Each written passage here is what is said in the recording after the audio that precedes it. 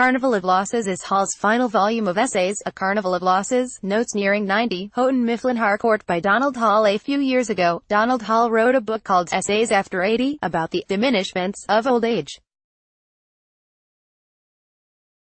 His follow-up collection, A Carnival of Losses, Notes Nearing 90, comes just weeks after his death at 89 and roughly 3 months shy of his 90th birthday.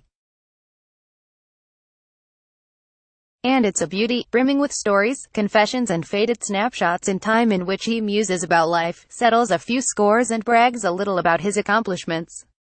Why should the nonagenarian hold anything back, he says. A former U.S. Poet laureate and recipient of the National Medal of Arts, Hall published dozens of books, edited numerous anthologies and hobnobbed with the likes of William Faulkner and T.S. Eliot. Fellow writers will enjoy his observations about writing, including more than a dozen short profiles of poets he's known and admired, or not. Most of the essays are new, although a few appeared elsewhere, including Necropoetics, an elegiac tribute to his second wife, the poet Jane Kenyon. Some explore his deep roots in New England and daily life on the New Hampshire farm that's been in his family for generations. He died there June 23. In Way Way Down, Way Way Up, he movingly recounts a period of several months in his mid-80s when he was so sick he couldn't write, even though I had written or tried to write every day since I was 12. Miraculously, he recovers enough to attend a performance during which he hears a recording of himself reading a poem about Jane's death.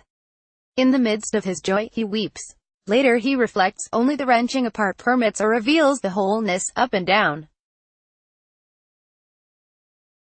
Down and Up, A Carnival of Losses. It's odd that a book whose subject is loss could be so uplifting. And yet it is.